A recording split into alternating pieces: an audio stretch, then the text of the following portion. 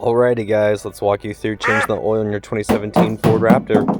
So guys, today we're going to change the oil in the truck, but here's the fun part that I'm kind of excited about, I can't even talk, is that now we have the full billet aluminum one-piece oil pan, so it's going to be a little bit different, so let's dive into it and have some fun. Guys, so for this oil change, you're going to need 6 quarts of your favorite oil. I know a lot of people like to crap on Castrol, but I've never had problems with it. I do the high mileage, and I absolutely get nowhere near 15,000 miles. 4,500 to 5,000 miles, that's all I ever do. I use full synthetic 5W30. I'm going to do a trick here with getting the plate off to get the oil filter out, just to make it a little bit faster, a little quicker, save some time. But pretty much this is going to be interesting because now it's a full billet aluminum one-piece oil pan, so it's pretty much just like the 2012, except for it's 2017. Now that we got a switch, so let's get into it, guys. I'm kind of cheating my way through some of this. I got a new tool from Harbor Freight, the Bauer half-inch extension, the auto driver. It's one of those things that just speeds up production, but also this is the key important thing. You want to pre-fill your oil filter because when the system starts, you don't want it to be dry. So with your drip pan, all your tools prepped up right here. Crawl underneath. And make sure we set this to reverse. Yeah, it's easier with 2 hands. Take out all 6. Get this pan out of the way. Alright, get that out of the way, set it aside. Now you can see your oil filter right there. And the tray drip function actually works pretty well on this. Most of it is going to go towards the back. You'll see it actually come out right here. So I typically aim this about 50-50 between that back hole and this front one, and you can kind of dodge it back and forth if you need to, but the truck is kind of aimed leaning back, so most of it's just going to go back there, but you'll see.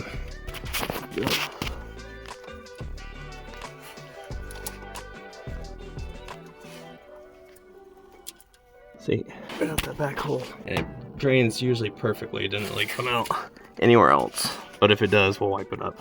So the best bet is to take a dirty rag, wrap it around the oil filter itself, so when you untwist it, bring it down, any drippings will be caught by the rag itself. Just like that. You definitely want to verify that you did get your old gasket off there. So wipe up everything you can, and then we can install the new one. Be very careful not to tap or get dirt inside of this beast. So when you're going up, you don't want it to make contact with anything because that'll just collect dirt real quick. So try to do this carefully here. You can usually kind of see the opening there. Some people will do this left-handed, some will do it right-handed. It just depends. I like to do it with my feet, but you know, that's just me. No sarcasm. Get it spun on. Once it gets taut, we'll put a rag on it, which is simultaneously wiping it up. At the same time, you're tightening it, and it gives you better grip. There you go. Alright, time to seal her up, boys. After wipe up some. There we go. Which, by the way, it's a Torx bit 40 is what I ended up using. It made this so much quicker, and it's not that big of a pain in the butt. It's just I like to save time where I can. They're stripped out. I'm not super worried about it. Now we can go to the back. Make sure that hole is all.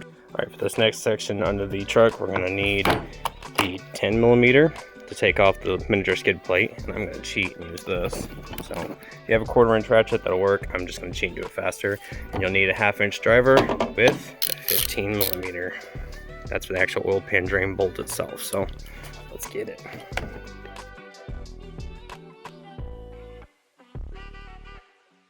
So if you guys are watching this because you have a 2nd generation Raptor, you know that most of the time it's a plastic oil pan right here.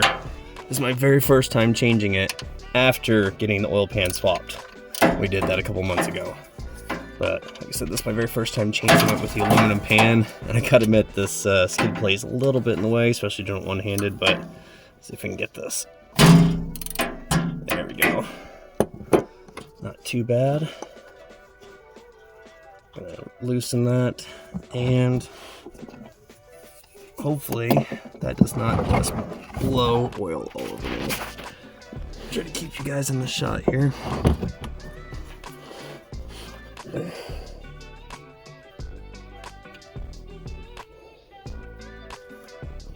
I think when it gets done dripping here, it's actually going to leak pretty bad into the skid plate, so I'm going to do a little cardboard trick.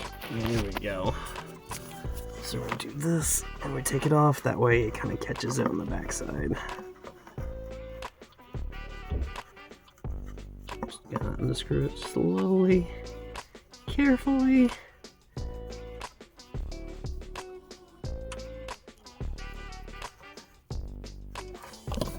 Hey, there we go. Look at that gloriousness. And that oil pan that was done about a month and a half ago, almost 2 months ago. I finally hit my 5,000 mile interval and it is just phenomenal. It's not leaking. I love it. Doing exactly what I wanted it to. Yeah, buddy. Look at that. So cool. And any of that old stain you see there on the transmission bell housing matching. Okay, so here's what we're doing. Putting it back in. Screw it down.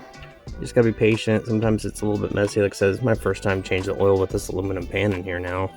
I'm used to it in the 2012, but it doesn't have these skid plates. It's also not a performance truck. But what I am happy to see is after 2 months, we're leak free. That right there is the best part. Leak free and dry. That's what I wanted. All right, get this out the way.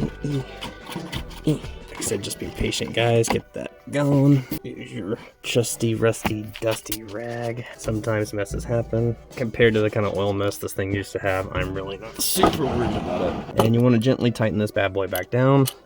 Remember, 15 millimeter. It is not as tight as you would think, especially going right back into aluminum. It's a steel plug into an aluminum pan. You do not want to over torque your threads. So be gentle with it. Like I said, nothing is actually messing with this plug, so it doesn't take much. Just a little snug. I'll give a little more. There you go.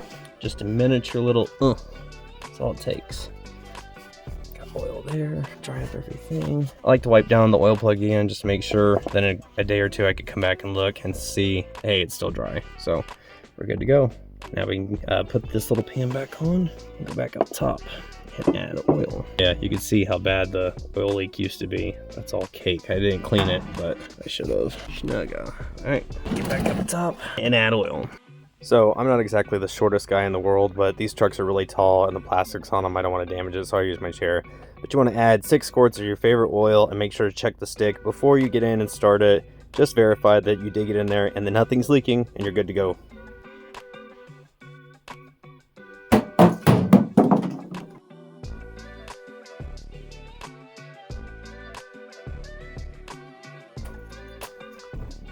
Go inside the truck and start it. All right, a trick you don't have to do with the 2nd generation Raptors, but I like to do is something called flood mode. So what you normally do for normal operation is you put your foot on the brake, press the start button, and it fires up. You're gonna put your foot on the gas pedal to the floor and press start. And what you're gonna see is that oil gauge at the top left, it's gonna sit there completely zero, flat line. It may take once or twice cycling the starter, but what you're doing is priming the entire oil system so your cam phasers don't start completely dry. Watch. So let's zoom in. Let's watch. That oil gauge at the top left did nothing. This time it should cycle through. If it comes up halfway like normal, midway through, you can let your foot off the gas and have it fire up like normal. Got pressure, foot coming off gas, fires up. So what we've just effectively done is the Ford trick of how they actually prepare these motors before they're installed in the truck. You've primed the system using the starter. It's called flood mode. It's 100% safe to do, but it also does help save the life of your cam phasers. And like I said, at 228,000 miles, almost 229, I think it's safe to do at this point. But we got that done. We've got pressure. We can go up front. Now that it's cycled the system, double check the oil and we should be done.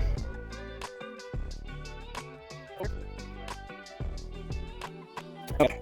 Spot on. See if it'll focus. You can't see the crosshatch area because it's right there. So that's where the oil was. We're good to go.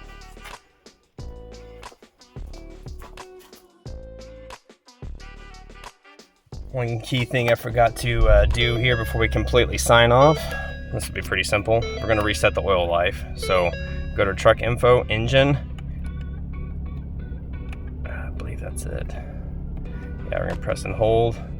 Resetting the engine oil life 100%. And like I said, I never take it to 100% just because that's a fallacy. That's 10,000 miles and these motors are just not made for that. So you get it to 55%, you're at 4,500 miles. You get it to 50%, you're at 5,000 miles. So you can kind of just track it off that. But thank you guys so much for watching.